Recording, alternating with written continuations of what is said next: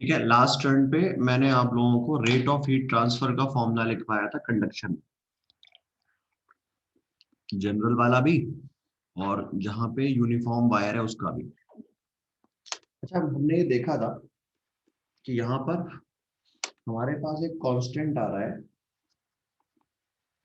जिसको हम कह रहे थे थर्मल कंडक्टिविटी। क्यों भाई? हमारे पास एक कांस्टेंट था जिसको हम लोग कह रहे थे थर्मल कंडक्टिविटी। तो अगर हम थर्मल कंडक्टिविटी की बात करेंगे तो थर्मल कंडक्टिविटी के बारे में हमने आपसे कहा था कि हमारे पास थर्मल कंडक्टिविटी क्या है। थर्मल कंडक्टिविटी एक सिंपल पैरामीटर है जो हमें ये बताएगा कि यहाँ पर कितना हीट का ट्रांसफर हो रहा है, कौन ज्यादा हीट ट्रांसफर कराएगा। जिसका थर्मल कंडक्टिविटी ज्यादा होगा उसके अंदर रेट ऑफ हीट ट्रांसफर ज्यादा होगा। यही तो बात है भाई कि थर्मल कंडक्टिविटी हमें बताता है कि रेट ऑफ हीट ट्रांसफर किसका ज्यादा होगा। तो हमारे पास कहने का मतलब क्या है कि अगर हम कह सकते हो इट इन्फॉर्म्स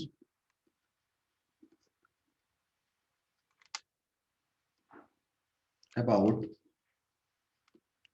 rate of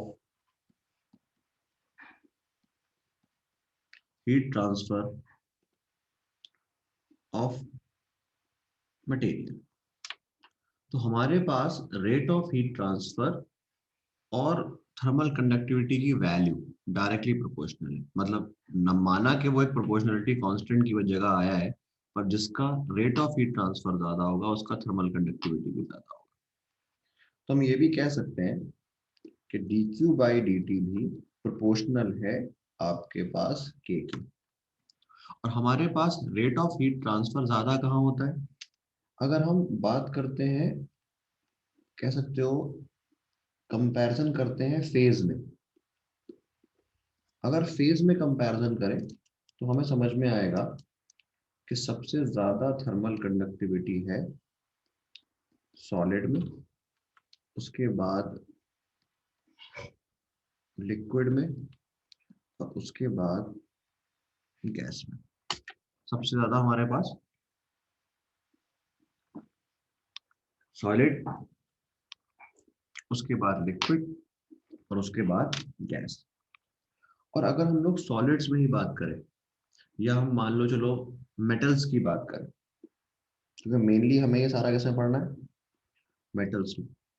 तो आगे चल के मैं इसको एज ए लॉ भी लिखवाऊंगा, पर आपको याद रखना है कि अगर हम मेटल्स की बात करते हैं तो मेटल्स में ये सिंपल कंडक्टिविटी पर बेस्ड है। सिल्वर, कॉपर,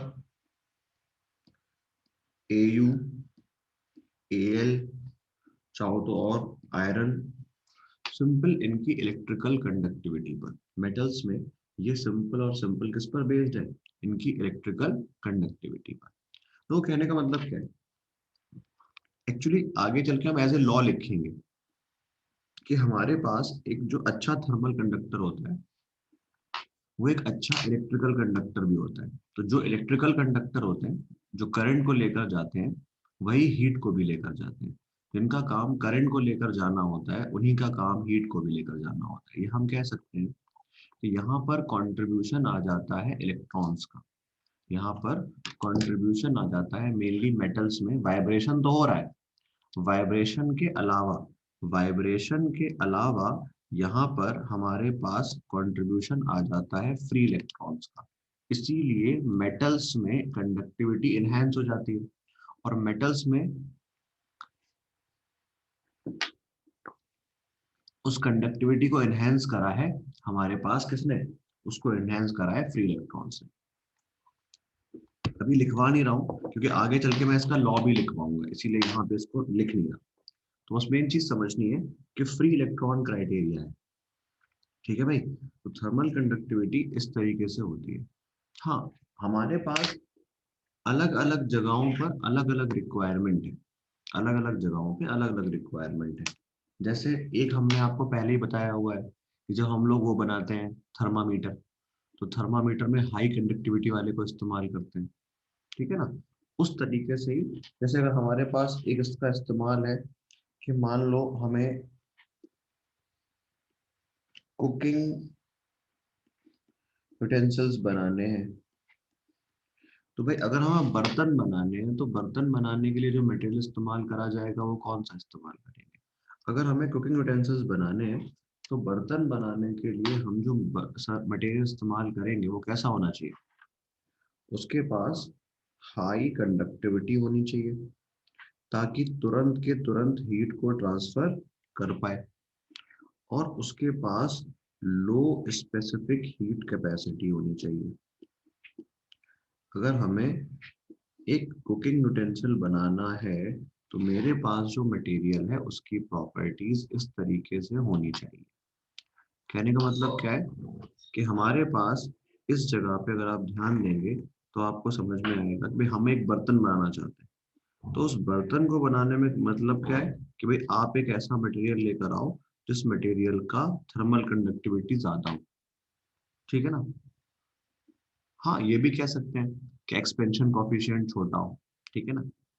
लेकिन मटेरियल की डिजायर्ड प्रॉपर्टीज में, हाँ वो भी कह सकते हैं कि हमारे पास उसका थर्मल एक्सपेंशन कोफिशिएंट छोटा हो, लेकिन अगर सारे के सारे मेटल्स है ना, तो एक्सपेंशन कोफिशिएंट बहुत डोमिनेंट फैक्टर नहीं है, बिकॉज सारे मेटल्स क्या है, ऑलमोस्ट कह सकते हो आसपास ही एक्सपैंड होते हैं। जैसे अगर आप मान लो आप एल्यूमिनियम का बर्तन ले आए, आप कॉपर का ले आए, आप आयरन का ले आए, तो इतना ज्यादा बड़ा कोई चेंज नहीं है एक्सपेंशन में कि हमारे पास बहुत कोई फर्क पड़ेगा। एक्सपेंशन बहुत छोटा होता है, तो मेटल्स में एक्सपेंशन के बेसिस पे कुछ बातें कम जज करते हैं, ठीक है ना।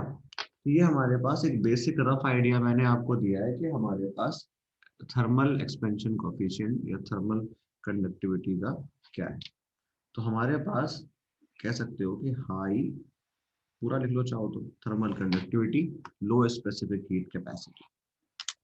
अब देखो, तो भाई यहाँ पे एक चीज समझो, ये ना, ये पोर्शन हमारे सिलेबस में प्रॉपर फिर से मैच करा जाता है इलेक्ट्रिक करंट से, क्योंकि आप यहाँ पे ध्यान दें तो आपको समझ में आएगा कि यार यहाँ पे ना वही काम हो रहा है जो काम इलेक्ट्रिकल सर्किट्स में करंट कराता है, और वो करंट को कंडक्ट कराते हैं इलेक्ट्रॉन्स। यहाँ पर हीट को कंडक्ट कराना है, और फिर से कौन करा रहा है, फ्री इलेक्ट्रॉन्स। तो हम लोग फिर से इस पूरे पूरे टॉपिक को कंपेयर करते हैं किससे, हम इसको फिर से कंपेयर करते हैं ओम्स लॉ से। तो हम इसको लिखेंगे कंपेयरिंग विद इलेक्ट्रिकल करंट या ओम्स लॉ। अब एक चीज देखो, बहुत आसान सी बात, कि तुम्हारे पास एक रेजिस्टेंस होती है। जब एक रेजिस्टेंस होती है तो आप कहते हैं ये V1, ये V2, करंट जाता है हाई से लो, तो आप लिखते हैं कि भाई V1 minus V2 I into R होता है। यहाँ पर क्या हुआ है, यहाँ पर हमारे पास एक बॉडी है, यहाँ पे टेम्परेचर है T1, यहाँ पर है T2, और यहाँ पर हीट फ्लो हो रहा है dQ/dt। तो हमारे पास एक्चुअली हीट फ्लो का फॉर्मूला था आप कह सकते हो KA/L T1 माइनस T2। तो अगर इसको सेम फॉर्म में अरेंज करा जाए तो आप लिखेंगे T1 minus T2 is equals to dQ/dt, और ये हो जाएगा L अपॉन KA, ठीक है ना। तो एक बात बताओ, ये जैसे वहां पर पोटेंशियल डिफरेंस है वैसे ही यहाँ पे टेम्परेचर डिफरेंस है, जैसे ही यहाँ पर ये करंट है वैसे ही यहाँ पे rate of flow of heat है, जैसे ये यहाँ पे रेजिस्टेंस है इसे भी हम क्या बोल देते हैं, थर्मल रेजिस्टेंस। तो कहने का मतलब क्या हुआ कि हमारे पास हमने चीजों को कंपेयर कर लिया। आप कह सकते हो कि अगर हम एनालॉग सेट करें, अगर हम एनालॉग सेट करें तो एनालॉग लिखने में हमारे पास V1 माइनस V2, ये हमारे पास एनालॉग है T1 माइनस T2 का। हमारे पास जो करंट है ये एनालॉग है rate of flow of heat का। और हमारे पास जो एनालॉग है आर का, रेजिस्टेंस का, वो हमारे पास है एल के ए, जिसको हम लोग कहते हैं थर्मल रेजिस्टेंस। बताओ भाई, यहाँ तक किसी भी टाइप की कोई परेशानी है तुम लोगों को?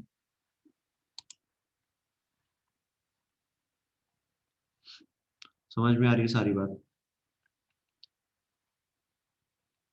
ठीक है ना? तो अब देखो एक चीज समझो। तो अगर हमने यहाँ पर इस सारी चीज को सीरीज सॉरी रेजिस्टेंस से रिलेट कर दिया, तो यहाँ पर इनके सीरीज और पैरेलल कॉम्बिनेशन भी हो सकते हैं। यहाँ पर हम इसीलिए सबसे पहले डिस्कस करेंगे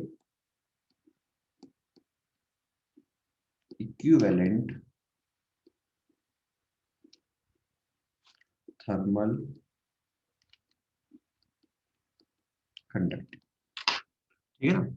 हमें बेसिकली सवाल करने हैं और उन क्वेश्चंस को सीखना है कैसे होते हैं। तो इस dq by D T is equals to K A by L T one minus T two का प्रॉपर एप्लीकेशन समझना है। और उस प्रॉपर एप्लीकेशन को समझने के लिए हम यहाँ पर इनके सीरीज पैरेलल को भी सॉल्व कर लेते हैं। देखो,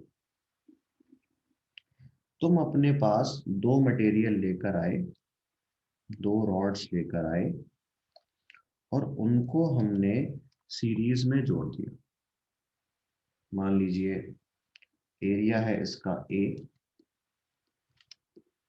ठीक है ना? और हमने यहां से कोई हीट भेजी। देखो मैंने आपको बताया है कि स्टीडी स्टेट के टाइम पे जितनी हीट एंटर करती है उतनी निकल जाती है।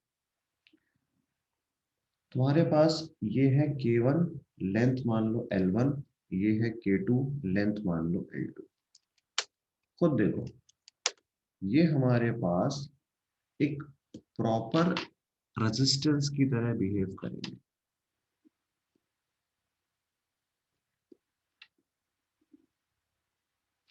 ये दो रेजिस्टेंस इन सीरीज की तरह बिहेव करेंगे। जैसे वहां पर बोलते थे कि भाई करंट सेम रहता है, तो यहाँ पर क्या सेम रहेगा?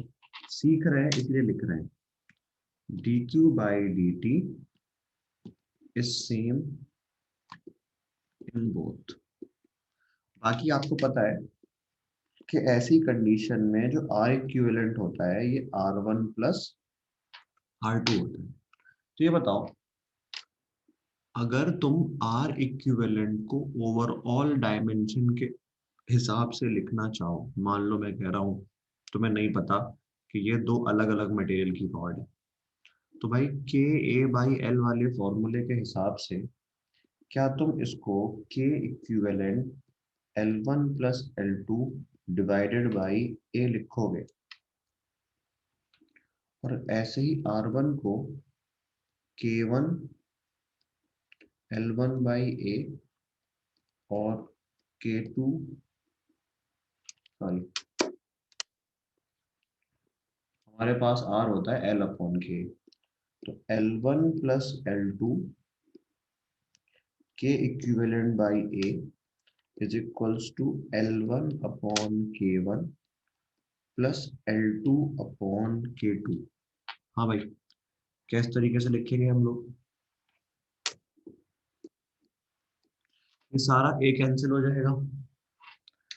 आपके पास जो फाइनल, देखो एक सिंपल सी बात याद रखिए कि अभी तो हमारे पास जो फॉर्मूला आ रहा है वो ये आ रहा है, के equivalent L1 upon K1 L2 upon K2।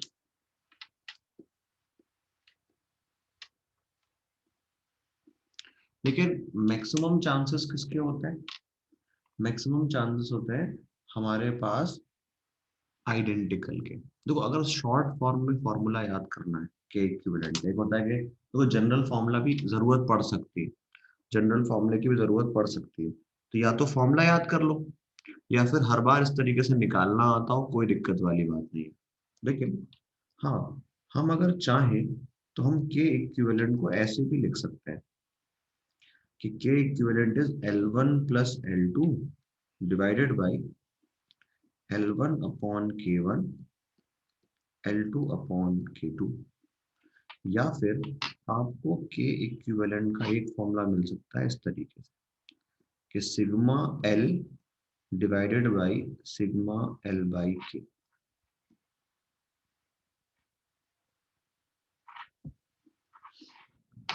ठीक है भाई, तो इस तरीके से हमारे पास के इक्विवेलेंट के फॉर्मूले रहते हैं। बट अगर हम रियलिस्टिक बात करें तो आपके साथ अक्सर जो सवाल मिलता है वो मिलता है आइडेंटिकल बार का। अगर आइडेंटिकल बार होगी तो इसका मतलब लेंथ और एरिया सेम होगा। अगर आइडेंटिकल बार और लेंथ ऑफ एरिया सेम होगा और यही के इक्विवेलेंट आपके पास आ जाएगा 2k1k2 divided by k1 plus.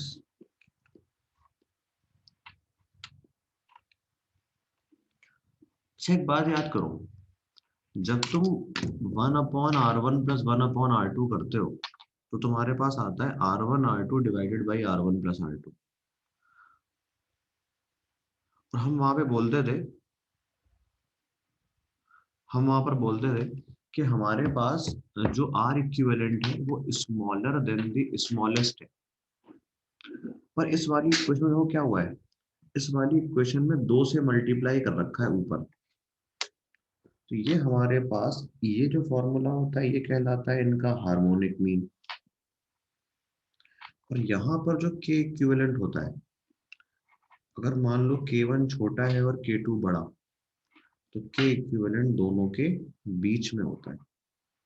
इस वाले में जो के इक्विवेलेंट है वो दोनों के बीच में होता है। हम इस तरीके से इसको सॉल्व करते हैं। समझ में आया भाई? कोई दिक्कत? ये हमारे पास था सीरीज कॉम्बिनेशन, मैं ऊपर लिखवाना भूल गया। ये था हमारे पास सीरीज कॉम्बिनेशन। कोई दिक्कत है? अब हम यहाँ पे पढ़ने वाले हैं पैरेलल। देखो पैरेलल में हम करते क्या है, हम दो रॉड्स को मान लो लेके आए इस तरीके से।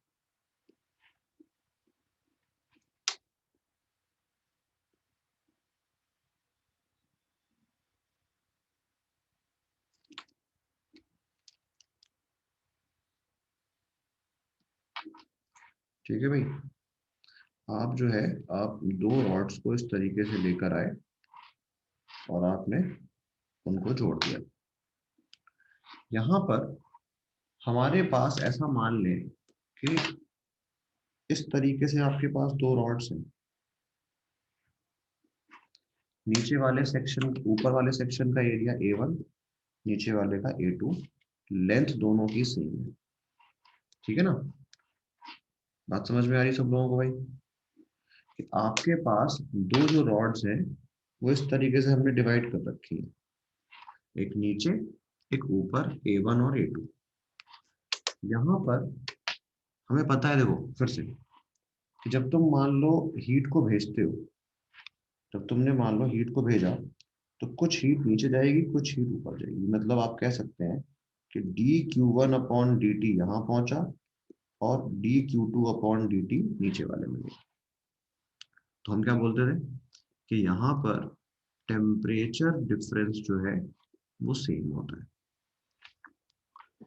हीट करंट डिवाइड होगा और फॉर्मूला लिखा जाएगा 1/R equivalent 1/R1 plus 1/R2।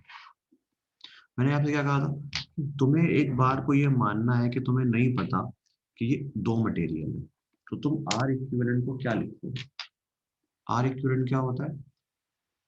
L upon के। तो 1/R क्या हो गया? के बाई एल। तो के equivalent A1 plus A2 divided by L is equals to K1 A1 by L plus K2 A2 by L।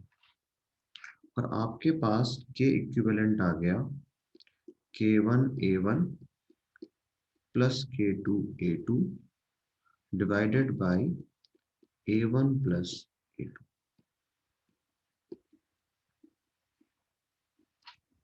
ठीक है ना, जनरल फॉर्मूला है, याद करना है।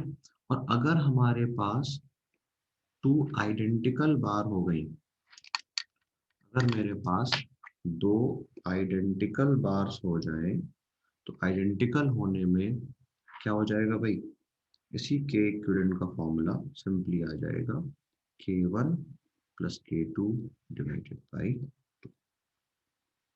बोलो भाई, क्या सबको क्लियर है ये चीज?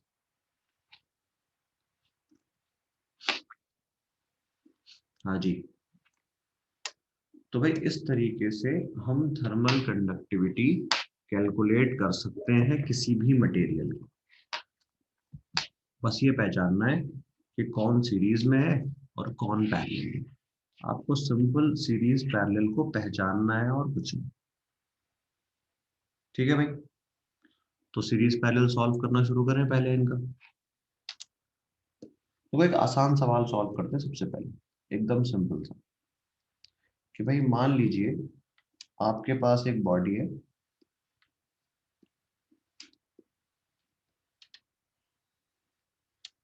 ये लेंथ एल है, ये लेंथ एल है, और ये आपसे कह रहा है कि ये के है, ये 5K। ठीक है भाई, चलो बता दो इसका के इक्विवेलेंट। सिंपल सवाल, एक लाइन का।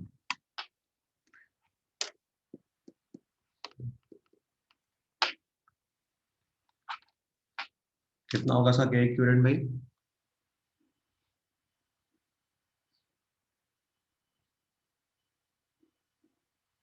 तो हम लिखेंगे क्या, लेंथ है तो के इक्विवेलेंट आ जाएगा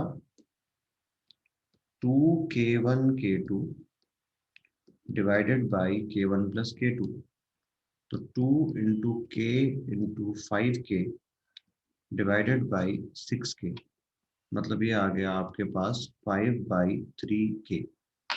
अच्छा एक बात और सीखते हुए चलो साथ में, तुमसे यहाँ पर ये भी कह सकता है कि आप मुझे के इक्विवेलेंट के साथ साथ dQ/dt बताएं। तो एक चीज समझना, हमारे पास dQ/dt जो होता है वो KA/L होता है, KA/L T1 माइनस T2। और अगर तुम्हें कभी एक बहुत बड़े सेक्शन के लिए dQ/dt लिखना पड़े तो बड़ी आसानी से याद रखना कि ये हो जाएगा के इक्विवेलेंट और ये भी हो जाएगा एल इक्विवेलेंट। तो ये बताओ, अगर इस वाले सिस्टम के लिए तुम्हें dQ/dt लिखना पड़े तो क्या तुमने इसका के इक्विवेलेंट 5/3K निकाला है? क्यों भाई? और इसका एरिया कितना होगा? एरिया तो ए ही रहेगा। पर इस सिस्टम की एल इक्विवेलेंट कितनी है? इस सिस्टम की एल इक्विवेलेंट कितनी है? इस सिस्टम की एल इक्विवेलेंट 2L है। तो हम यहाँ पे लिखेंगे 2L T1 माइनस T2। और आप बड़ी आसानी से लिख पाएंगे कि 5/6KA/L T1 माइनस T2। क्या समझ में आया भाई ये सब?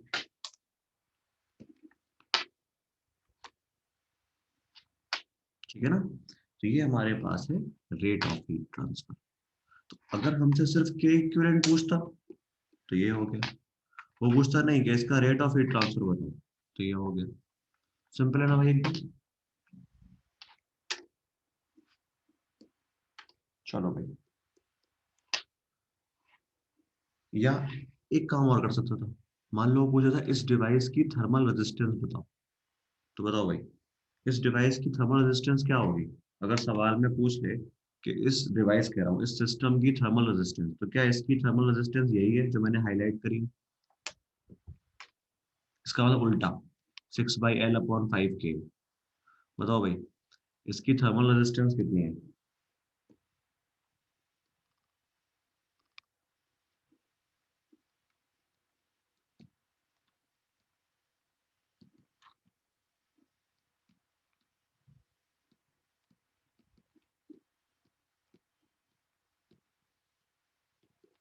ठीक है ना? तो अभी तो हम सीख रहे हैं, इसीलिए हम सारा लिखेंगे। जैसे अगला सवाल देखो।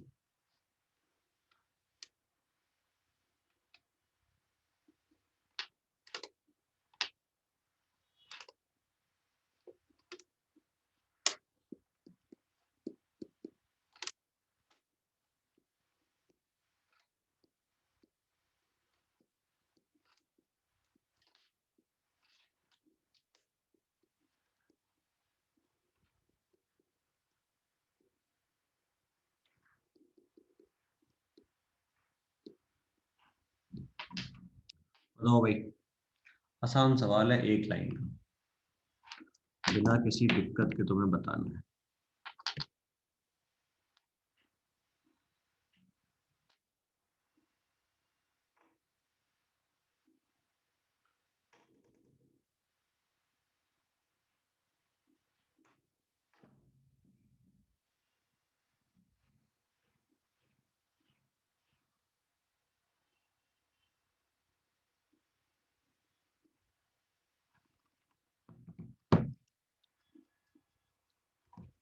ठीक है ना?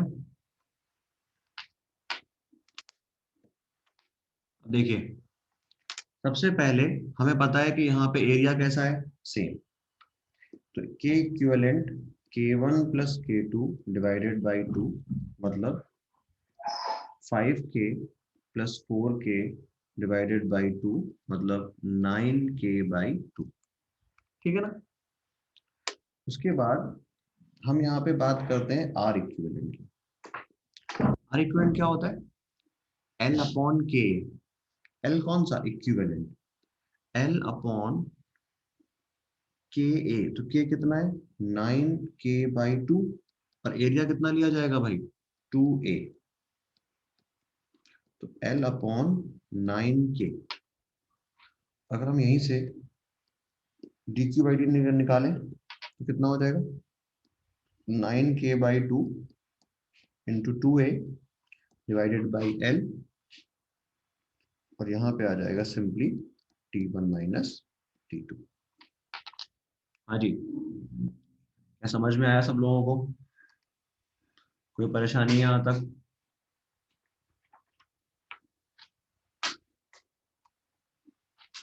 चलो भाई, तो जल्दी से ये वाला सवाल ही बताओ।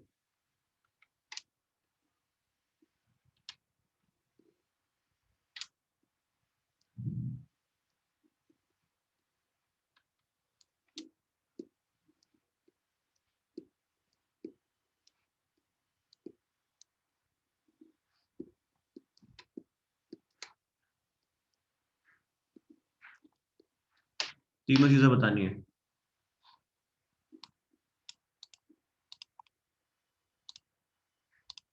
के इक्विवेलेंट, आर इक्विवेलेंट और dQ/dt।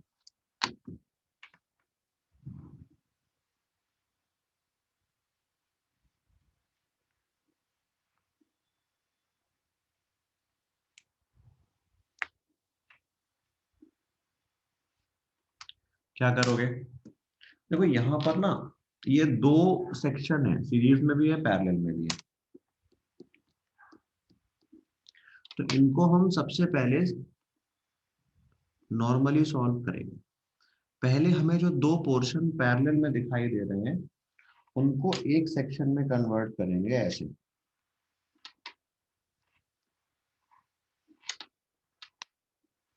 कितना हो जाएगा ये? 8K + 6K divided by 2। तो ये आपके पास आ गया हमारे पास 7K, और ये कितना है? 5K। ठीक है ना? एक हमारे पास आ गया 7K, दूसरा हमारे पास आ गया 5K।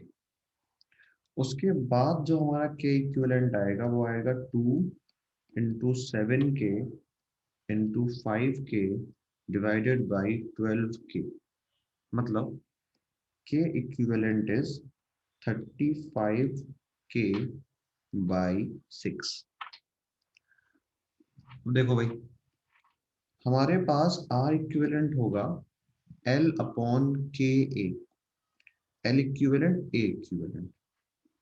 तो यहाँ पर जो एल है वो 12 के बराबर है, के कितना है 35k बाई 6 इंटू एरिया कितना है 2a के बराबर है। तो ये आपके पास आ गया 6l अपॉन 35k ए। तो आपके पास dq बाई dt कितना आ जाएगा 35k A by 6l t1 minus t2। बोलो भाई, कोई दिक्कत हो तकलीफ हो तो बोल दो भाई। दर्द हो रहा है, बुरा लग रहा है, उदास हो।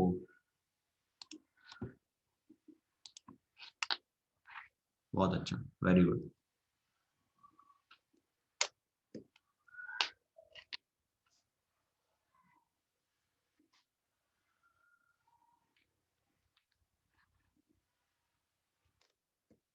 ठीक है ना भाई, चलिए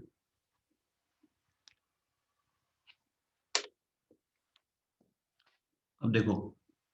तो हमारे पास देखो इस टाइप के सवाल तुम्हें मिल सकते हैं, और भी सवाल होते हैं, जैसे कि बहुत कॉमन क्वेश्चन, और इसको भी कर लेते हैं हम लोग। ठीक है ना, बस क्या है कि तुम्हें ये समझ में आना चाहिए कि हमारे पास ये फॉर्मूले इस्तेमाल कैसे होंगे।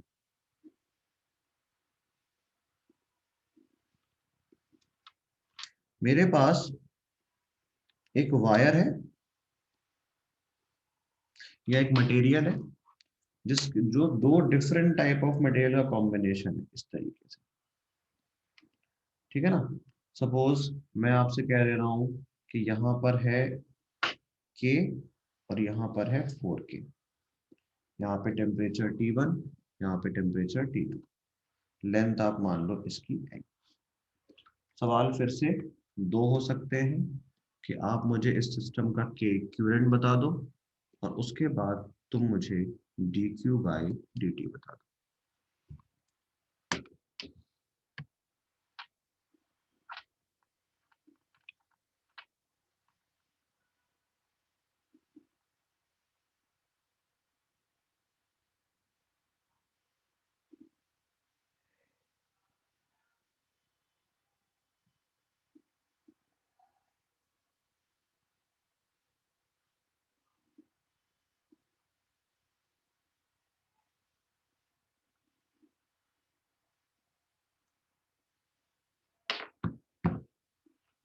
R और 2R,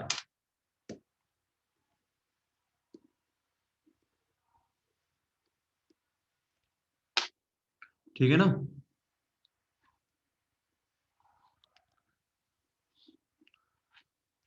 देखो, सबसे पहले ये बताओ, ये सीरीज है या पैरेलल? क्यों भाई, सीरीज है या पैरेलल? पैरेलल। पैरेलल कॉम्बिनेशन में अगर आप देखें तो दो टाइप के मटेरियल है।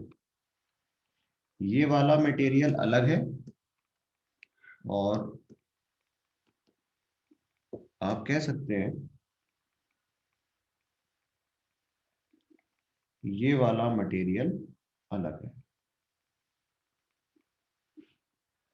ठीक है ना, ये वाला मटेरियल अलग है और ये वाला मटेरियल अलग है।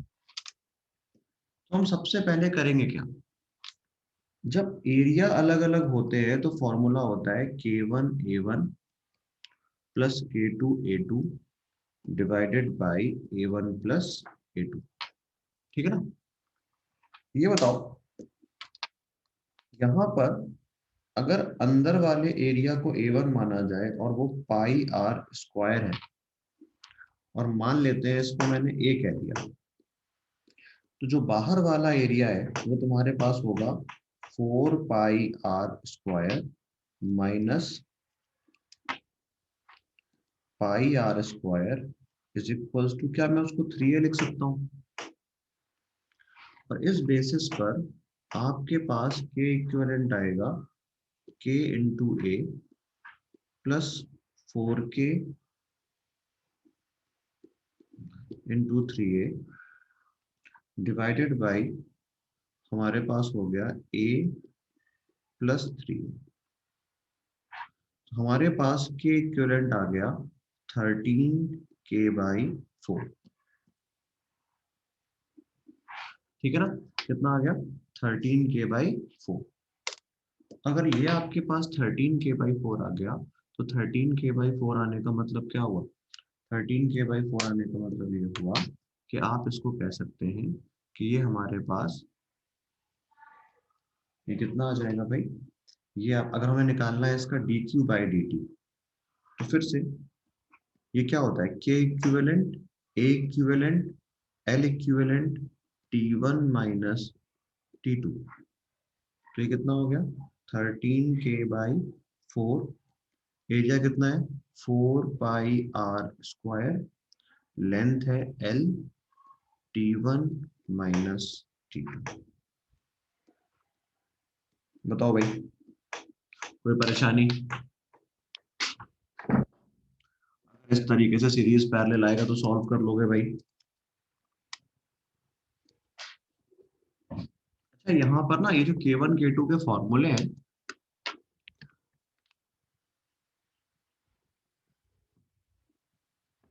कौन सा एरिया नहीं होगा? ये तो इक्विवेलेंट एरिया लिया तो है 4πr² पूरा। और कौन सा लिया है? पूरा ही तो एरिया है 4πr²। और कौन सा है?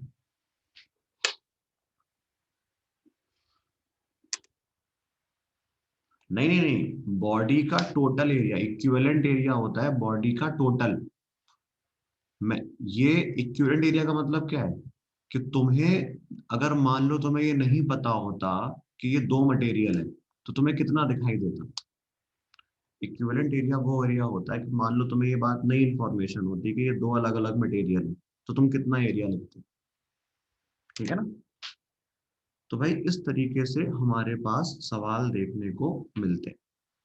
ठीक। बाकी किसी भी जगह पर हम वैसे कुछ एग्जाम्पल आगे चल के भी कर लेंगे इस कंडक्शन को कंक्लूड करते करते।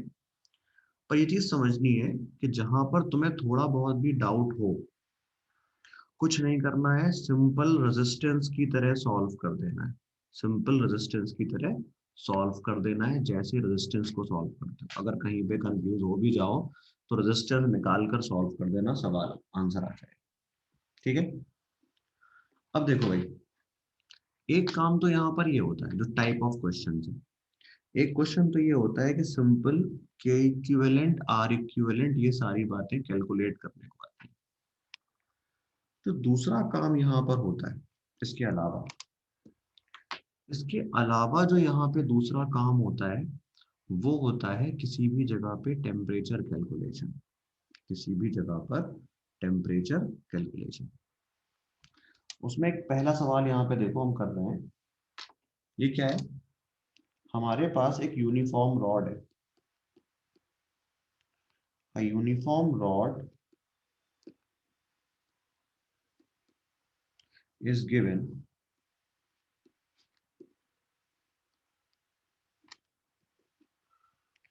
कि सपोज यहाँ पे 120 डिग्री सेल्सियस है और यहाँ पर 15 डिग्री सेल्सियस है।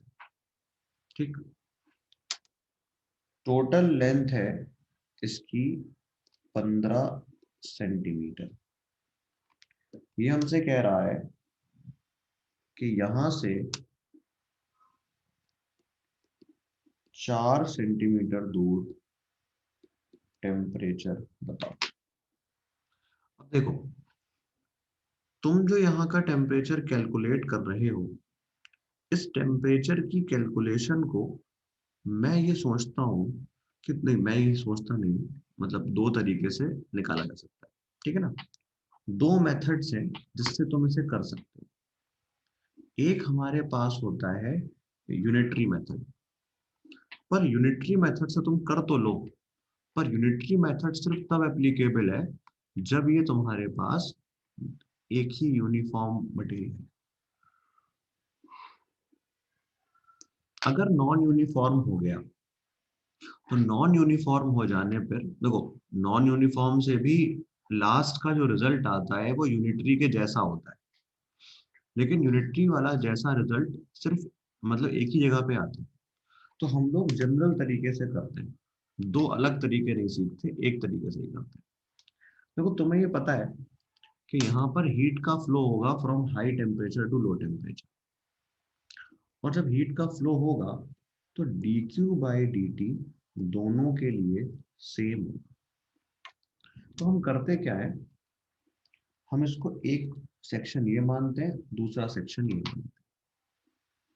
या तुम ऐसा कर सकते हो, एक सेक्शन पहला वाला मान लो, एक सेक्शन पूरा पूरा मान लो।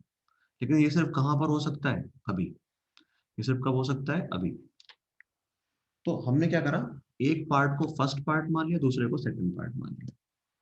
तो हमारे पास अगर आप यहाँ पे ध्यान दें तो आप कहेंगे कि भाई अगर तुम पहले वाले के हिसाब से dq/dt को लिखो तो क्या लिखोगे, KA/L, बड़ा वाला टेम्परेचर माइनस छोटा वाला, तो 120 माइनस टी। और L कितना है यहाँ पे, कोई कन्वर्ट करने की जरूरत नहीं है, 4 centimetre, is equals to KA/11। यहाँ पे क्या होगा, T-15। इस 11 को और इस 4 को क्रॉस मल्टीप्लाई करो तो कितना आ जाएगा, 1320 minus 11T is equals to 4T minus 60। तो ये आ गया तुम्हारे पास 1380 इज इक्वल्स टू 15 T0। तो T0 की या T की वैल्यू आ गई 92 डिग्री। बताओ भाई, कोई तकलीफ? जितना करंट यहाँ पर होगा उतना करंट यहाँ पर होगा, दोनों के हिसाब से करंट को हमने लिख दिया।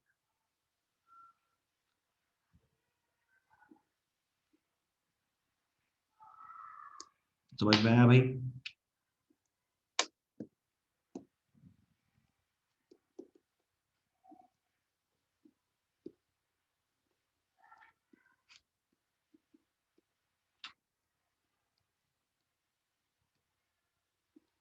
चलो इसमें बताओ।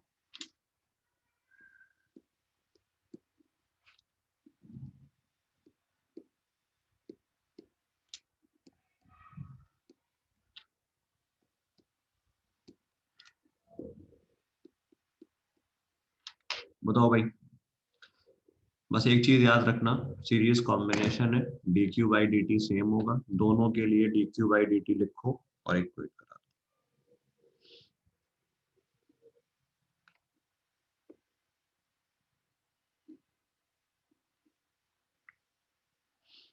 दोनों के लिए dq/dt लिखो और इक्वेट करा दो। जल्दी जल्दी आंसर बता दो।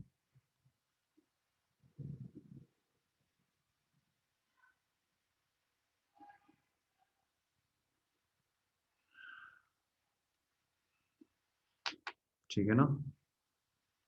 क्या करेंगे भाई, देखो कितना आ रहा है, 70 आ रहा है। अच्छा, हमें पता है कि dq/dt दोनों के लिए सेम होगा, तो dq/dt पहले वाले के लिए होगा 3KA/L, बड़ा वाला माइनस छोटा वाला 100 minus T is equals to 2KA/2L, बड़ा वाला माइनस छोटा वाला, तो बड़ा कौन है, टी, और माइनस माइनस प्लस, तो ये हो जाएगा 20। उसके बाद ये KL कैंसिल, तो 300 minus 3T is equals to T plus 20। तो ये 4T इज इक्वल्स टू 280। तो T की वैल्यू कितनी आ गई, 70 डिग्री सेल्सियस। बोलो भाई, क्या ये बात समझ में आ रही है सबको? यहाँ तक क्लियर है ये चीज? इस तरीके से सवाल कर लेंगे हम। बहुत बढ़िया, तो कर लेंगे। और क्या चाहिए?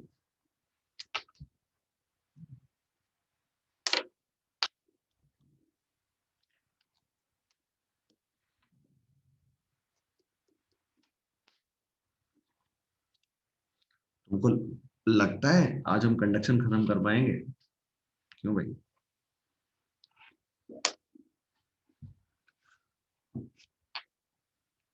खत्म तो करेंगे आज। असल में मैंने एक ख्वाब देखा है। मैं फरवरी में इलेक्ट्रोस्टैटिक खत्म कराना चाहता हूँ। छोटे छोटे ख्वाब है मेरे। उन छोटे छोटे ख्वाब में एक ख्वाब ये भी है, ठीक है ना? हमारे पास ये एक बॉडी है of non uniform cross sectional area. हमने यहां से कोई हीट भेजी dq/dt, और इसमें हमने बनाए हैं कुछ सेक्शंस।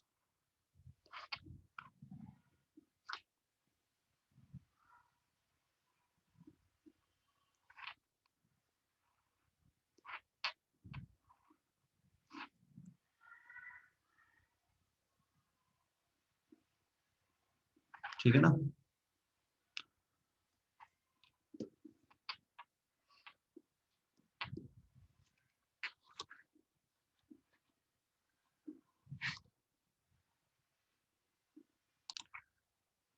तो हमारे पास देखो सवाल क्या आ रहा है। Eight metal rod,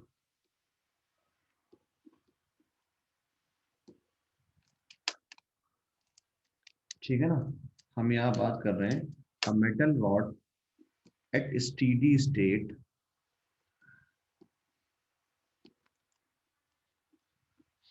condition is given heat as shown. Find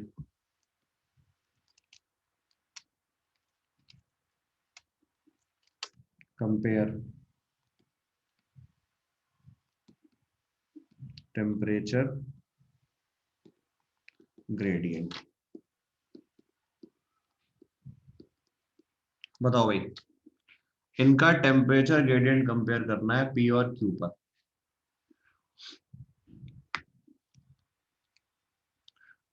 सबसे पहले dq/dt के बारे में बताओ। dq/dt कहां पर बड़ा होगा, कहां पे छोटा होगा? dq/dt किस जगह पर बड़ा होगा और किस जगह पर छोटा होगा? सेम होगा ना भाई? ये हमारे पास एक पैरेलल कॉम्बिनेशन है। ये हमारे पास एक पैरेलल सीरीज कॉम्बिनेशन है। जितना करंट एक तरफ से एंटर करता है उतना ही निकलेगा।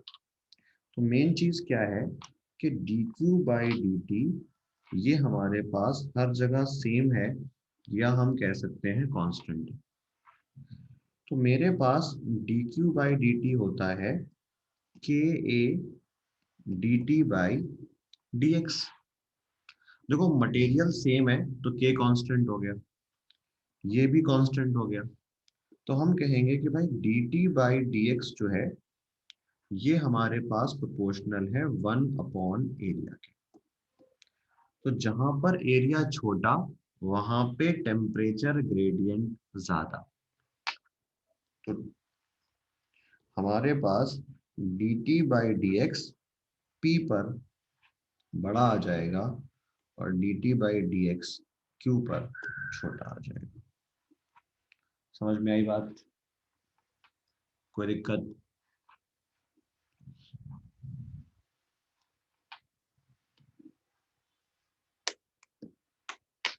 अब देखो भाई, इस पर ना सवाल बहुत सारे हैं।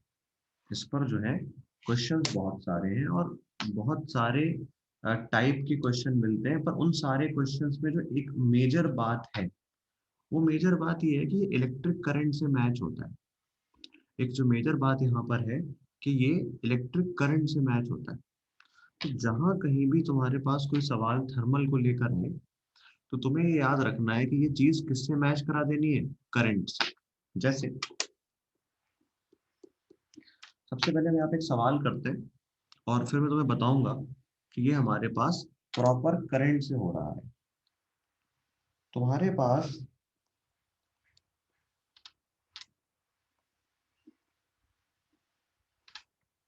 तीन रॉड्स हैं, तुम्हारे पास तीन रॉड्स हैं, length L, thermal conductivity A, area A, L K A। ये 100 डिग्री सेल्सियस, ये 50 डिग्री सेल्सियस, और ये मान लो ये 50 डिग्री सेल्सियस, और ये 70 डिग्री सेल्सियस। सवाल आता है आपसे कि आप मुझे टेम्परेचर एट जंक्शन बताएं। बताओ भाई, किसी को आइडिया है कितना होगा टेम्परेचर एट जंक्शन? देखो भाई, मैं इसको डिराइव नहीं करा रहा, मैं सॉल्व कराऊंगा इसका अगला सवाल, क्योंकि ये तुम्हें याद रखना है। तुम्हें जब भी इस पेपर में कहीं पर दिखाई दे कि n आइडेंटिकल बार, अगर कहीं पर n आइडेंटिकल बार हो, तीन नहीं n, are connected at a point, are connected at a point,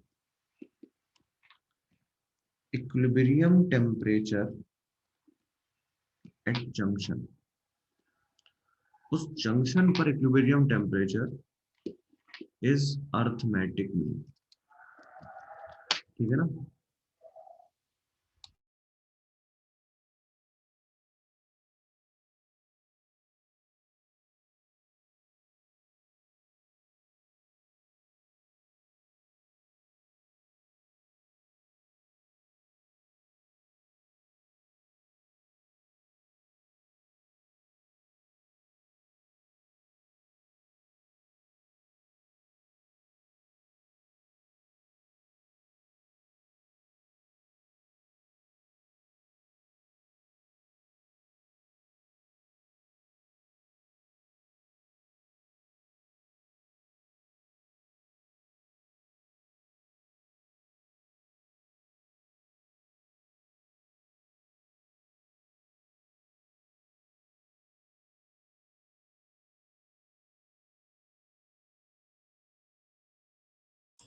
हाँ भाई, समझ में आ गया सब लोगों को?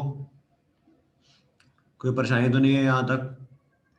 यहाँ तक सारी बातें क्लियर है?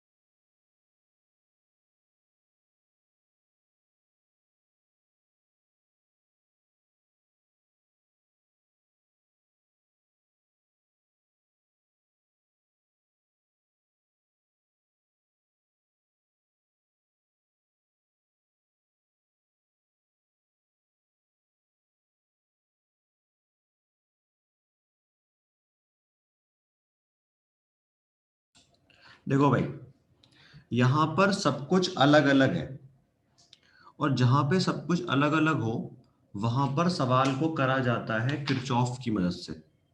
जहां पे सब कुछ अलग अलग हो वहां पे सवाल करा जाता है किरचॉफ की मदद से। ये बताओ, क्या किरचॉफ के हिसाब से अगर एक जंक्शन से करंट आएगा तो बाकी दो में चला जाएगा? तो जैसे किरचॉफ में करंट डिस्ट्रीब्यूट करते थे, ऐसे अपनी हिसाब से एक यहाँ पे मान लो, तुमने एज्यूम करा कि 100 डिग्री सेल्सियस हाई टेम्परेचर पे है, तो इस जगह से करंट आएगा और बाकी दोनों में जाएगा।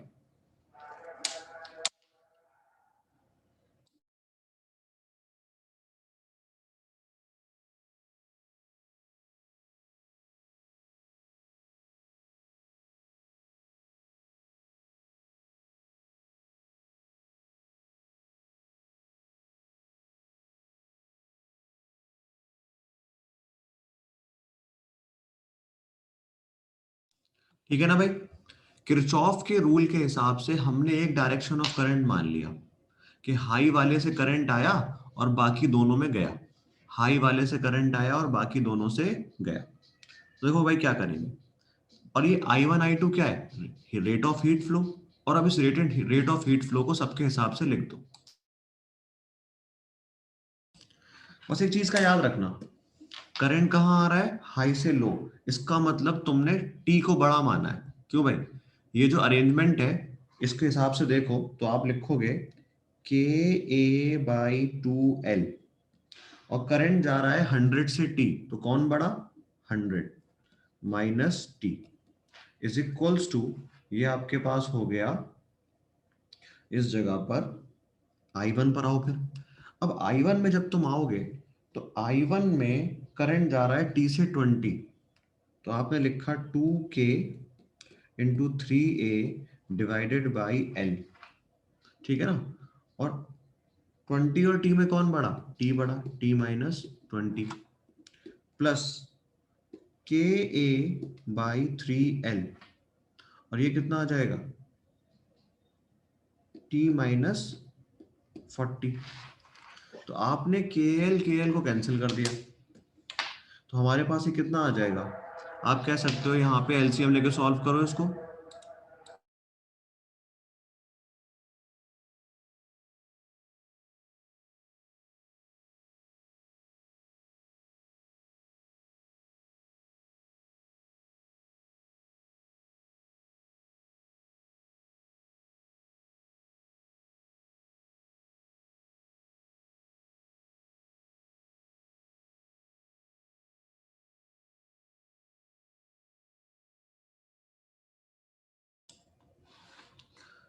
कितना आ रहा है बाकी लोगों का आंसर भाई, या चाहो तो 6 से मल्टीप्लाई कर दो पूरी इक्वेशन को, तो ये आ जाएगा 300 minus 3T 36T minus 720,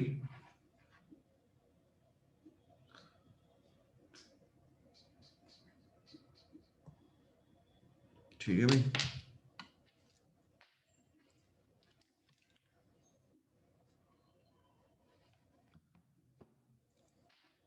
plus 2T minus 80, तो ये आपके पास कितना आ रहा है, 41T is equals to 300 plus 720 और प्लस 80। बताओ भाई कोई दिक्कत, कितना आ जाएगा ये, क्या सबका यही आ रहा है,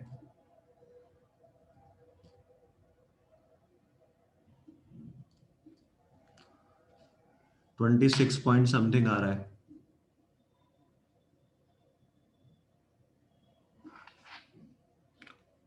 तो टी आ गया 100 1100 डिवाइडेड बाई 41 डिग्री सेल्सियस। बोलो भाई, तो देखो मैक्सिमम चांसेस तुम्हारे पास इसके ही है, मैक्सिमम चांसेस तुम्हारे पास ऊपर वाले के ही है, ठीक है ना। उसके अलावा अगर कहीं पे कैलकुलेट करना पड़े तो हम ऐसे जनरल तरीके से भी कैलकुलेट कर सकते हैं। कोई परेशानी भाई, बताइए।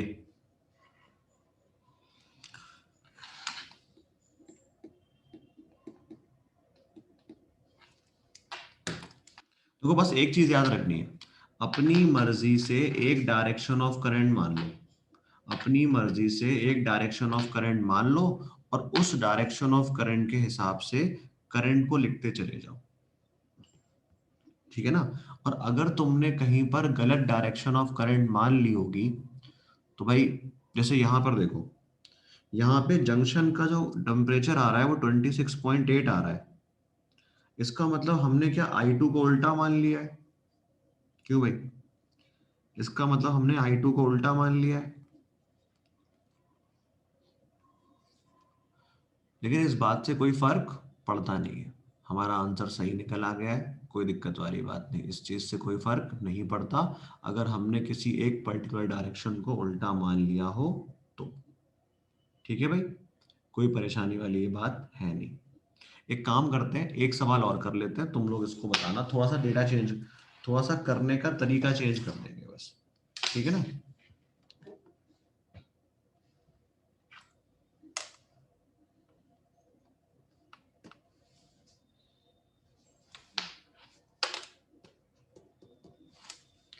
ठीक है भाई, हम यहाँ पर थोड़ा सा सवाल चेंज कर रहे हैं पर अप्रोच ऑलमोस्ट सेम रहेगा, तुम्हें यहाँ पर बताना है।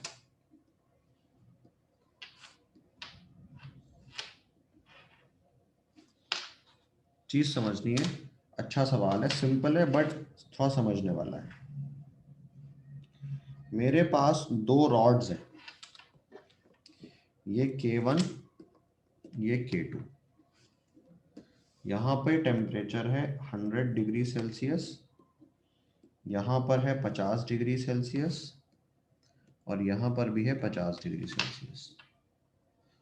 इसकी लेंथ भी पूरी L है, इसकी लेंथ भी पूरी L है, और यह कह सकते हो ये जो है ये आधा आधा बटा हुआ है, L/2, L/2। हमारे पास अब आपको बताना है फाइंड K1/K2। बताओ भाई, कुछ समझ में आ रहा है कि इस जगह पे दो टेम्परेचर 50 और 50 है, इसका मतलब क्या है? क्यों भाई? इस जगह पे दो टेम्परेचर 50 और 50 है, इसका मतलब क्या है? इसका मतलब ये है कि वहां पर हीट का फ्लो नहीं है। इसका मतलब बॉडी एट हाई टेम्परेचर से अगर करंट आता है तो वो करंट यूं चला जा रहा है। इसका मतलब हमारे पास जो dQ/dt है, ये कह सकते हो ये हमारे पास अगर I1 है और ये हमारे पास I2 है, तो यहाँ पर I1 और I2 दोनों आपस में बराबर है। हम क्या लिखेंगे? हम dQ/dt को लिखेंगे, तो पहले वाले के हिसाब से तो आप कहेंगे कि K1 A कितना है? L/2, और बड़ा वाला टेम्परेचर माइनस छोटा वाला, तो 100 माइनस 50 इज इक्वल्स टू, दूसरे वाले वायर पर आओ, K2A डिवाइडेड बाई L, बड़ा वाला टेम्परेचर माइनस छोटा वाला, तो 50 माइनस 20। तो देख लो भाई, तुम्हारे पास आ जा रहा है 2K1, A और AL तो cancel, into 50 is equals to K2 into 30। और आपके पास बड़ा आसान सा आंसर आ गया, K1/K2 इज इक्वल्स टू हमारे पास, ठीक है ना, कोई परेशानी भाई? अच्छा, हमने केवल उल्टा लिख दिया है, ये 2 है, ये 1 है, ये 2 है, ये 1 है।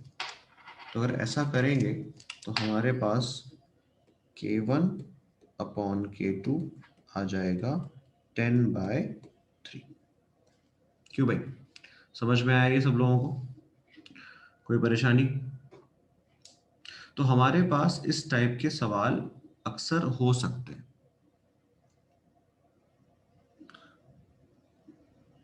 हाँ, मैंने लिख दिया, वो सही कर दिया पहले मैं, ठीक है ना।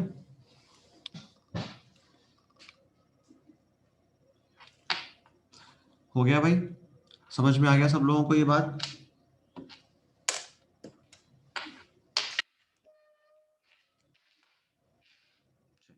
बहुत बढ़िया। अब देखो यहाँ पर आपके पास ये सारी चीजें, इस टाइप के सवाल हमारे पास रहते हैं हीट ट्रांसफर पे, टेम्परेचर कैलकुलेशन पर, और मतलब इम्पॉर्टेंट है ये। हम यहाँ पर ऐसे और भी सवाल कर रहे हैं, पर तुम्हें क्या समझना है कि अल्टीमेटली टॉपिक किससे मैच कर जा रहा है? अल्टीमेटली टॉपिक मैच कर जा रहा है करंट से। ठीक है ना? मतलब बहुत सी चीजें, छोटी बड़ी चीजें कहाँ से मैच करा सकते हैं? करंट से। तो ऐसा मान लो कि बस चीजों के नाम बदल गए हैं, वरना जैसे इलेक्ट्रिकल सर्किट सॉल्व करते रहे वैसे ही इसको भी सॉल्व करते हुए आएंगे। अच्छा, एक सवाल देखो, इस टाइप का सवाल बहुत पॉपुलर है, हमसे अक्सर बुक्स में और क्वेश्चंस में मिल जाता है। मैं तुम्हें सवाल लिखवा देता हूँ।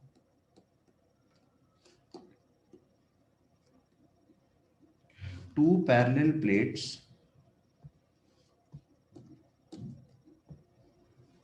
A and B have same thickness but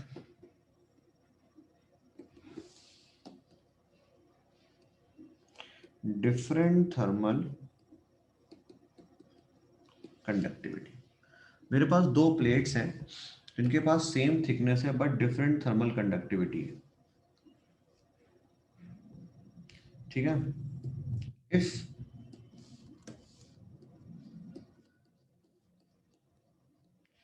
face of plate A is at T1 and face of plate 2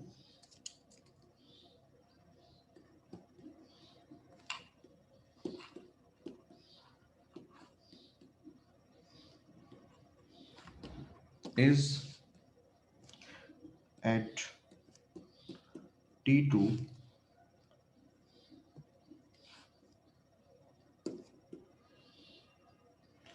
where temperature difference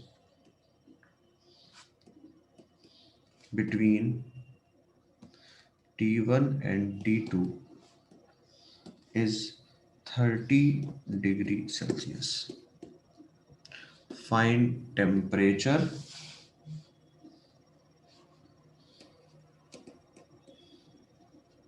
difference between individual plates if thermal conductivity is K, 2K and 3K। सवाल समझ में आ रहा है भाई? क्या कहना चाह रहा है ये आपसे कहना चाह रहा है कि तुम्हारे पास दो प्लेट्स हैं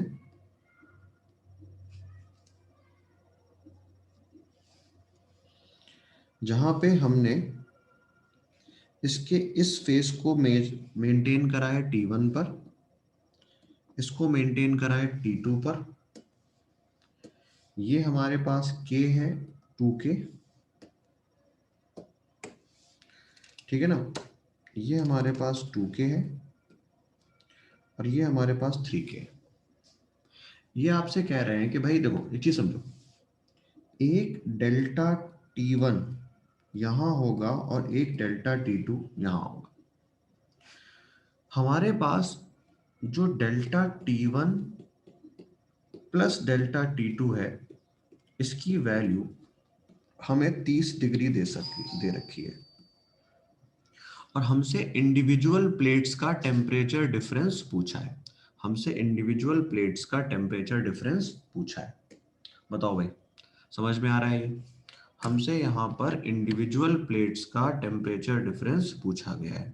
तो अगर हमसे इंडिविजुअल प्लेट्स का टेम्परेचर डिफरेंस पूछा गया है तो भाई क्या करोगे?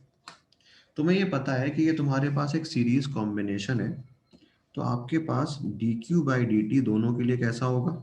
सेम।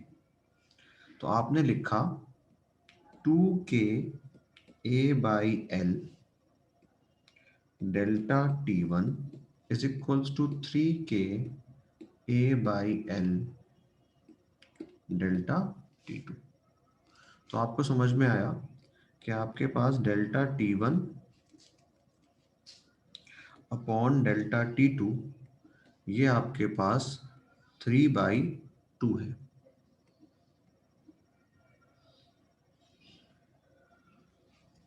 क्यों भाई? आपके पास डेल्टा T1 और डेल्टा T2 3/2 है। तो सॉल्व करने का तरीका क्या है भाई? या तो तुम उठाकर डेल्टा T1 को T2 के टर्म्स में रख दो, या यहां से ये मान लो कि डेल्टा T1 जो है सपोज 3x है, डेल्टा T2 सपोज 2x है, तो डेल्टा T तुम्हारे पास 5x हुआ जो कि 30 के बराबर है। तो x की वैल्यू कितनी आ गई? 6 डिग्री।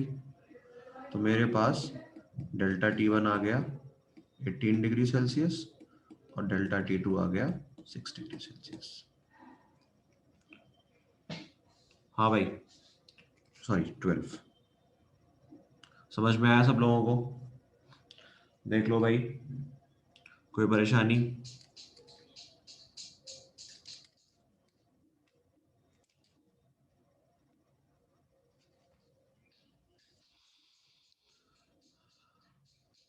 ठीक है ना? हो गया ये?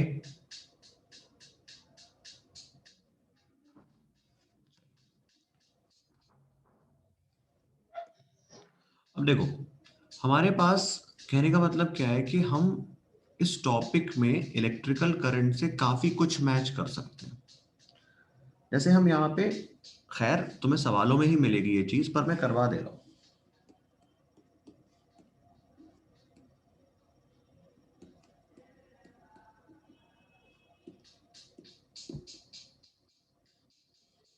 तुमने व्हीटस्टोन ब्रिज पढ़ा हुआ है। तुमने जब यहाँ पे व्हीटस्टोन ब्रिज पढ़ा हुआ है, तो एक बात बताओ, क्या तुमने व्हीटस्टोन ब्रिज में ऐसा कुछ पढ़ा हुआ है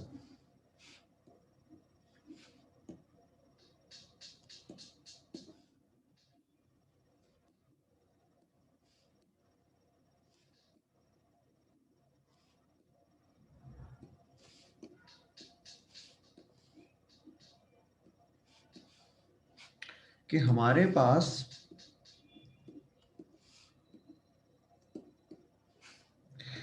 कि V1 माइनस V2 जीरो होगा,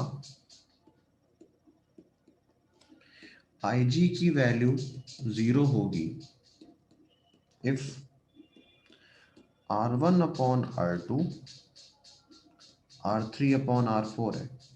बताओ भाई, क्या ये कहानी आपने व्हीटस्टोन ब्रिज में पढ़ी हुई है कि गैल्वेनोमीटर करंट जीरो हो जाता है अगर R1 upon R2 R3 upon R4 के बराबर हो?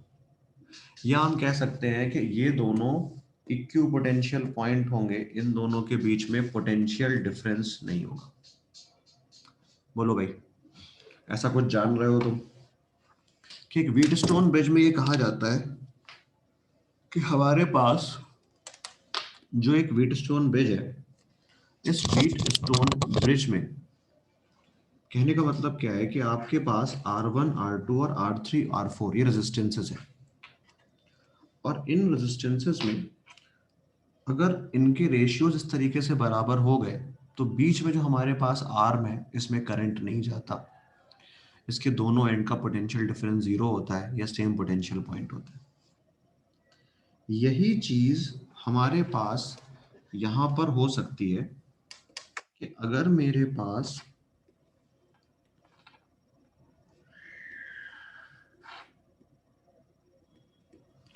हम 4 रॉड्स लेकर आए, identical bar of length L, area A। हमारे पास एक आइडेंटिकल बार है of length L and area A। Let it be, ये है T1 टेम्परेचर, ये है T2 टेम्परेचर, और इसकी थर्मल कंडक्टिविटी है K1, इसकी है K2, इसकी है K3, इसकी है K4। तो अगर मेरे पास K1 upon K2 K3 upon K4 है, तो इन दोनों पॉइंट्स के बीच में हमारे पास TA और TB का टेम्परेचर सेम होगा। इन दोनों के बीच में टेम्परेचर डिफरेंस 0 होगा। और अगर इनके बीच में भी कोई चीज लगा दी जाए तो कह सकते हो, मान लो ये K5, तो हीट करंट अलोंग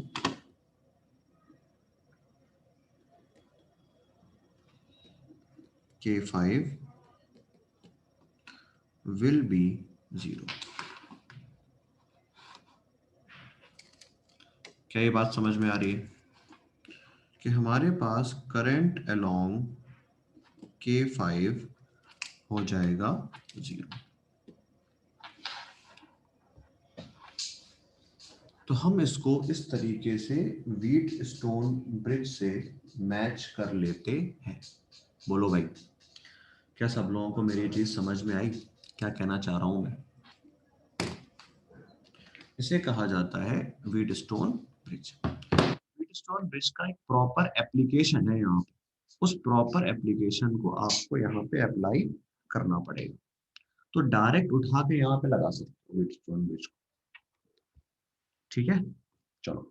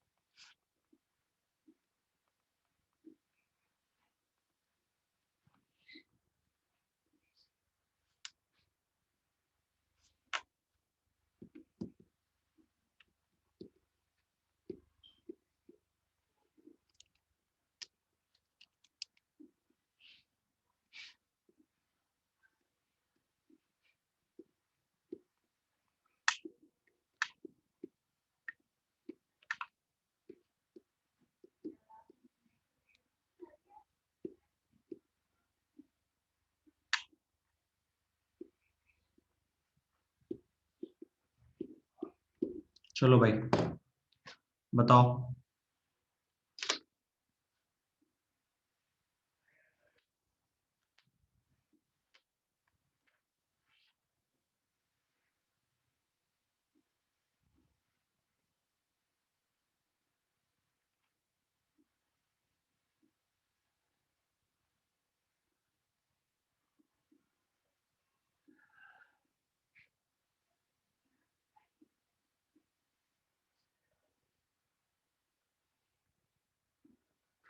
बोलो भाई, क्या होना चाहिए?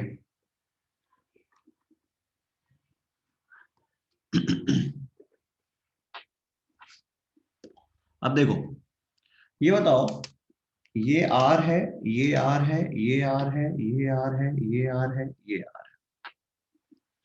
ये बताओ, क्या इस वाले को बीच में लेने की जरूरत है? नहीं। अगर बीच वाले को लेने की जरूरत नहीं है तो क्या पूरे सर्किट का आर इक्विवेलेंट 3R आ रहा है? हाँ जी। क्या पूरे सर्किट का आर इक्विवेलेंट 3R आ रहा है? और अगर पूरे सर्किट का आर इक्विवेलेंट 3R आ रहा है तो क्या लिख सकते हो उसको?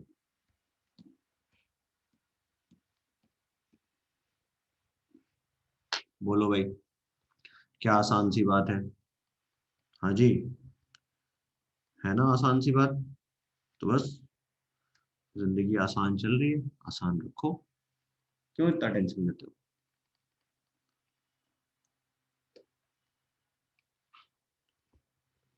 ठीक है ना, समझ में आ गया?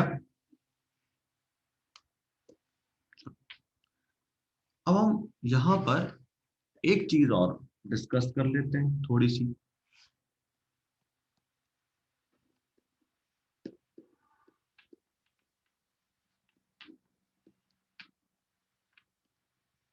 Time of heating.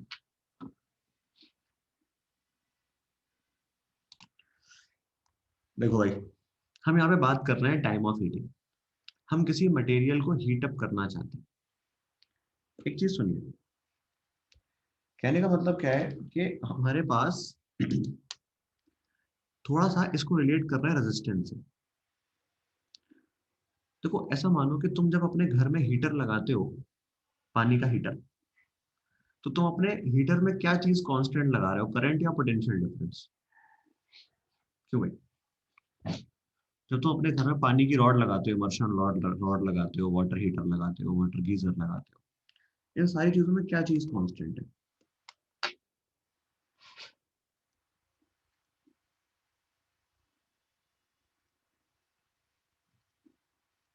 बताओ भाई, इन सारी बातों में क्या चीज कांस्टेंट है?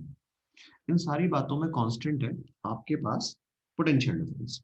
तो ऐसा मान लो कि जैसे हम इलेक्ट्रिक करंट में इन दोनों के बीच में एक पोटेंशियल डिफरेंस लगाते थे V, इसका रेजिस्टेंस था R, तो जो मैंने हीट सप्लाई करी Q, उसको हमने लिखा था V²/R × T। क्यों भाई? ये बताओ, अगर यही काम मैं किसी रॉड से करवाऊं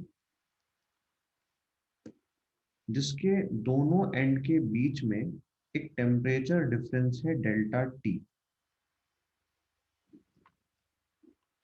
तो क्या मेरे पास जो हीट सप्लाइड है वो डेल्टा टी का square upon R thermal into T होना चाहिए? बोलो भाई, जल्दी जल्दी बता दो यार, ऐसे सुस्ती वाला काम नहीं। मैं तुम्हें छोड़ूंगा आज 10:45 पर, ठीक है ना? तो हमारे पास ये हो गया। तो ये बताओ, अगर किसी जगह पर हीट रिक्वायर्ड कांस्टेंट कर दिया जाए, हीट रिक्वायर्ड क्यू जो है ये कांस्टेंट है, और डेल्टा टी इसको भी कांस्टेंट कर दिया जाए। अच्छा, मैं ये क्यों कह रहा हूँ कांस्टेंट कर दिया जाए? कि भाई मान लो तुम्हारे पास एक बकेट पानी है, तो ये बताओ उस एक बकेट पानी को खौलाने के लिए क्या अमाउंट ऑफ हीट कांस्टेंट ही होगी?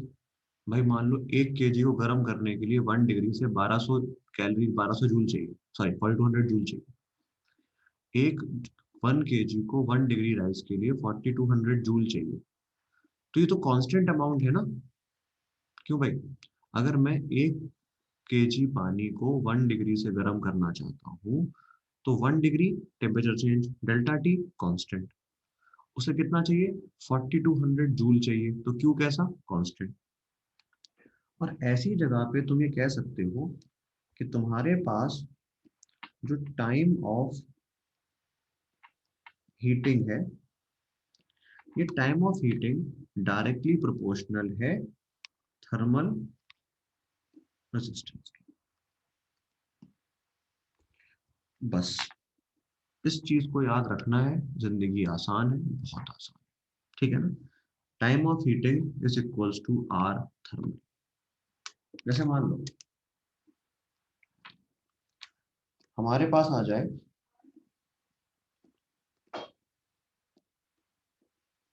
कंपैरिजन ऑफ टाइम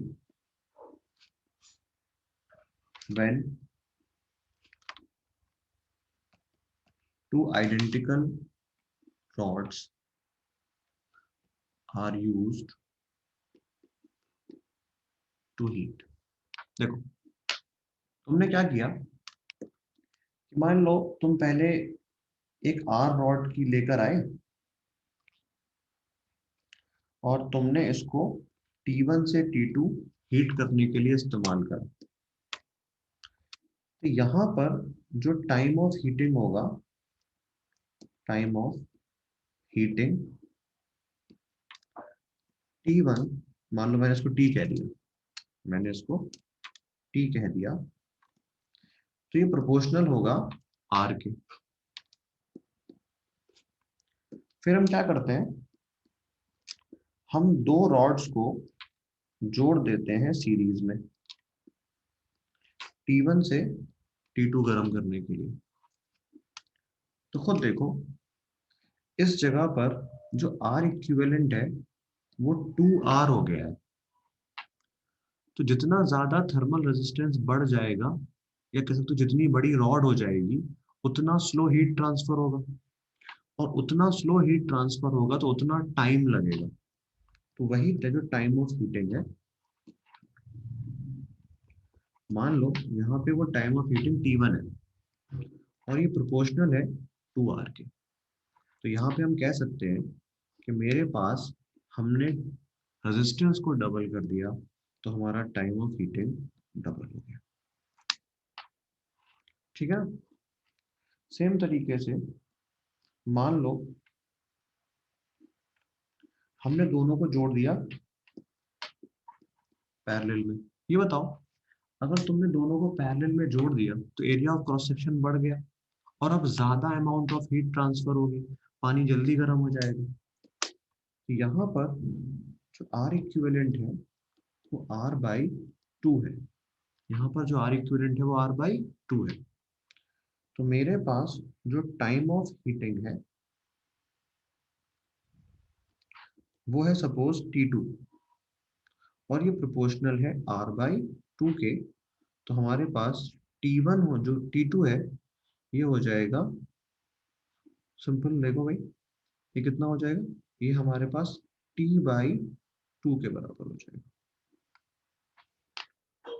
तो हमारे पास T1 अपॉन T2 कितना आ गया, बताओ भाई। क्या समझ में आया कि मेरे लिए time of heating thermal resistance के डायरेक्टली प्रोपोर्शनल है। जैसे जैसे थर्मल रेजिस्टेंस बढ़ाते रहेंगे, टाइम ऑफ हीटिंग हमारे पास बढ़ता रहेगा। बोलिए, क्या ये बात क्लियर है सब लोगों को?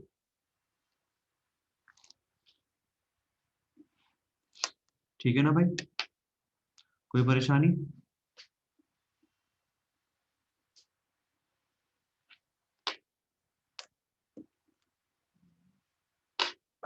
चलिए, बहुत बढ़िया।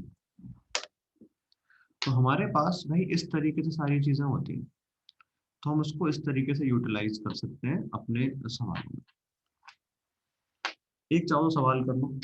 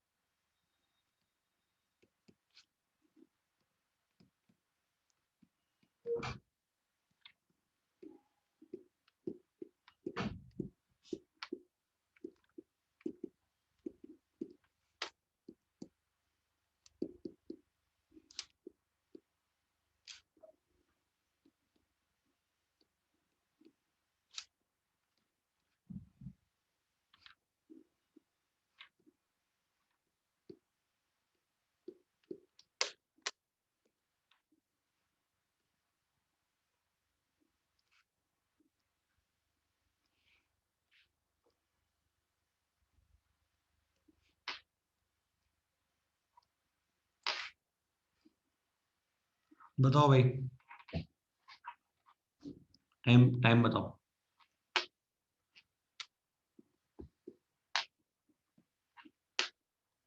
है, क्या कर रहे हो अभी?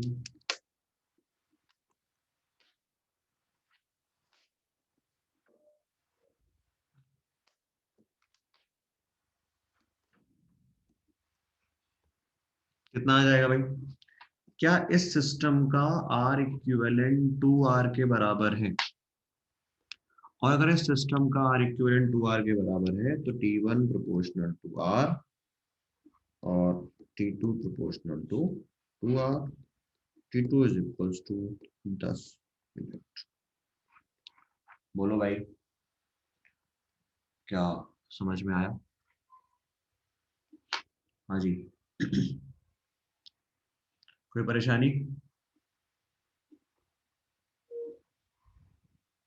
चलिए, बढ़िया। अब हम यहाँ पे अगली बात करने वाले हैं,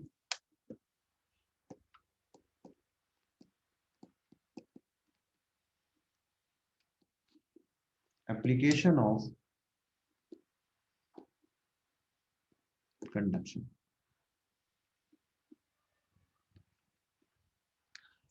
हमारे पास इसमें दो तीन एप्लीकेशन है, जिसमें पहला हमारे पास है जिसको हम कहते हैं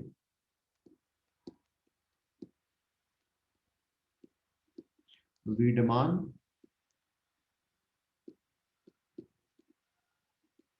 फ्रांस लॉ। इसके बारे में एक बेसिक आइडिया हम ऑलरेडी ले चुके हैं।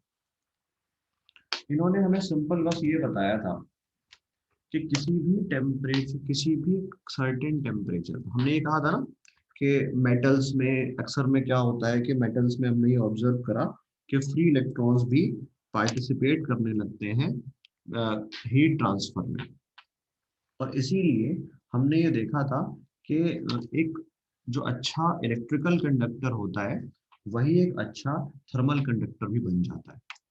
तो उसी के बेसिस पे इन्होंने, जो वीडमैन और फ्रांस थे, इन्होंने एक लॉ दिया था जिसमें इन्होंने इलेक्ट्रिकल और थर्मल कंडक्टिविटी को आपस में रिलेट कर दिया था।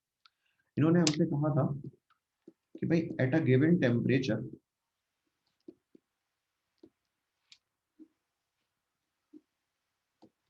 Ratio of coefficient of thermal conductivity and electrical conductivity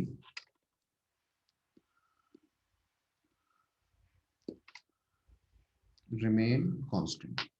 किसी गिवन टेम्परेचर पर ratio of thermal conductivity electrical conductivity remains constant. या हम ये भी कह सकते हैं, इसका आसान सा मतलब है, it means a good thermal conductor is also a good electrical conductor। एक अच्छा थर्मल कंडक्टर एक अच्छा इलेक्ट्रिकल कंडक्टर भी होता है, ठीक है ना। एक अच्छा थर्मल कंडक्टर एक अच्छा इलेक्ट्रिकल कंडक्टर भी होता है। इसे हम कहते हैं वीडमैन्स फ्रांस लॉ। और इनके हिसाब से K अपॉन सिग्मा T ये होता है कांस्टेंट। जहां पे आप अच्छे से जानते हैं कि K हमारे पास क्या है, थर्मल कंडक्टिविटी, और सिग्मा है आपके पास इलेक्ट्रिकल कंडक्टिविटी, ठीक है। तो ये हमारे पास थर्मल कंडक्टिविटी, ये हमारे पास, और अगर हम लोग टेम्परेचर को भी कांस्टेंट कर देंगे तो K अपॉन सिग्मा कांस्टेंट हो जाएगा, K अपॉन सिग्मा। और इसी बेसिस पे हम क्या बोलते थे कि भाई जैसे मान लो जो अच्छा इलेक्ट्रिकल कंडक्टर, तो अच्छा इलेक्ट्रिकल कंडक्टर कौन है, मेटल। उसके बाद आप कह सकते हो कि वुड। और अगर मेटल्स के अंदर चले जाए तो आयरन, सिल्वर, कॉपर, एल्यूमिनियम। तो के ऑफ कह सकते हो Ag, के ऑफ कॉपर, के ऑफ एल्यूमिनियम, के ऑफ आयरन, इस तरीके से। तो सिंपल इलेक्ट्रिकल कंडक्टिविटी डिसाइड कर देगी इनकी थर्मल कंडक्टिविटी। समझ में आया भाई। इसके बाद जो हमारा सेकंड एप्लीकेशन है उसको हम कहते हैं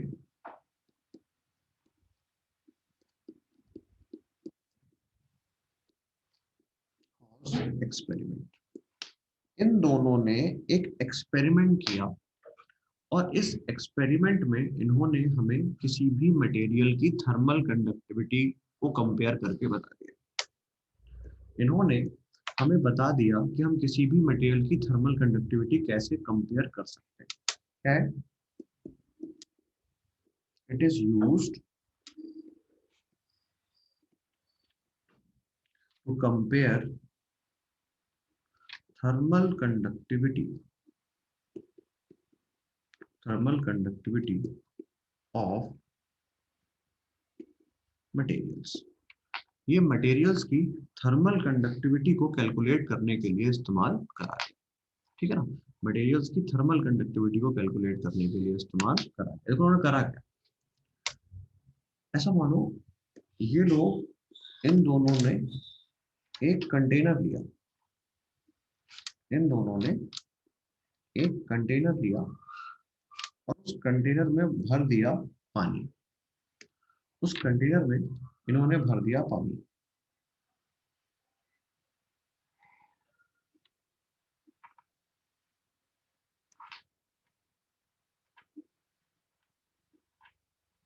ठीक है ना, उस कंटेनर में इन्होंने भर दिया पानी, कितने पर, 100 डिग्री सेल्सियस, खौलता हुआ पानी भर दिया इन्होंने भाई। अब जब ये खौलता हुआ पानी भरा गया, इस खौलते हुए पानी से जो कितने पर है, हमारा खौलता हुआ पानी यहाँ पर 100 डिग्री सेल्सियस पर, और इस खौलते हुए पानी से आपने क्या करा कि दो रॉड्स को जोड़ा,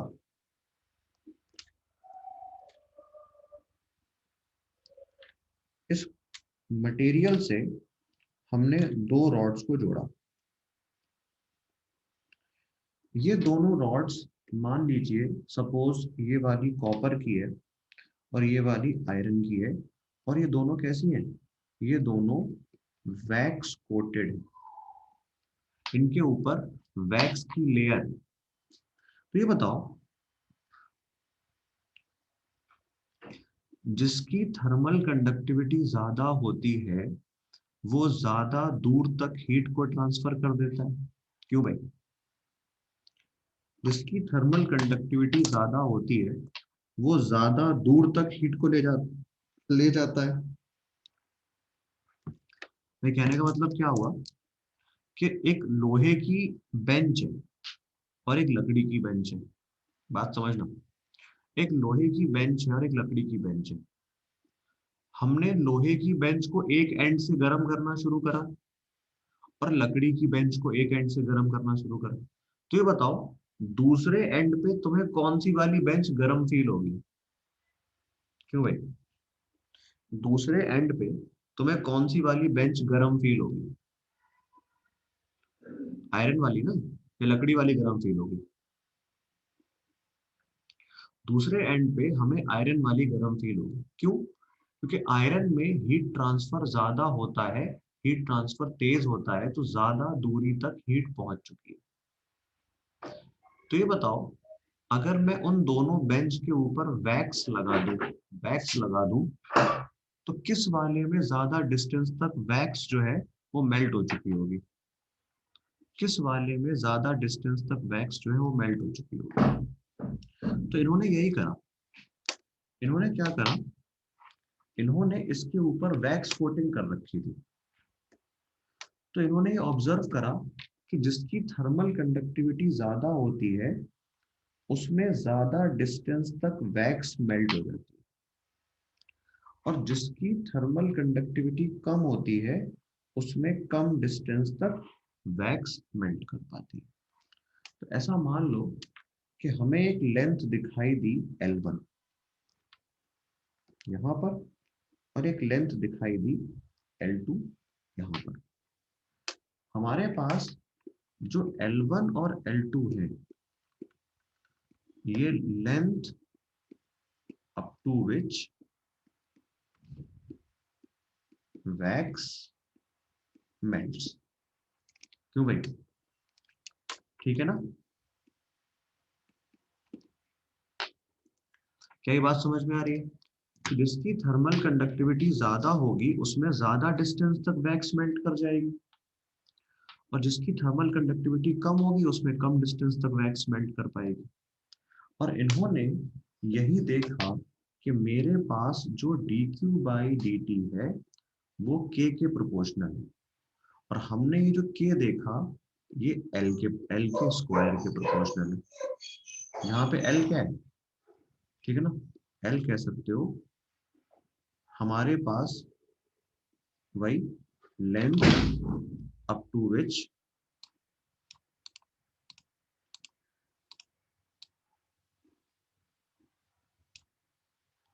ठीक है भाई, ये क्या है? Length up to which wax melts. और उस बेसिस पर हम मान लो अभी कॉपर और लिखा था, कॉपर का एग्जांपल लिया था कि के कॉपर अपॉन के ऑफ Fe, इन दोनों को कंपेयर कर पाएंगे L1 अपॉन L2 का होल स्क्वायर। हाँ भाई जनता, जवाब दो। बात समझ में आ रही है? आज तुमसे पूछता है भारत, जवाब दो।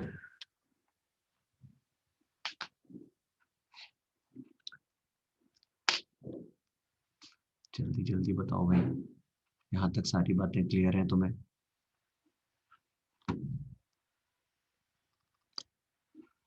हो ही गई होगी वैसे तो, नहीं बताओगे तो मैं एज्यूम कर लूंगा।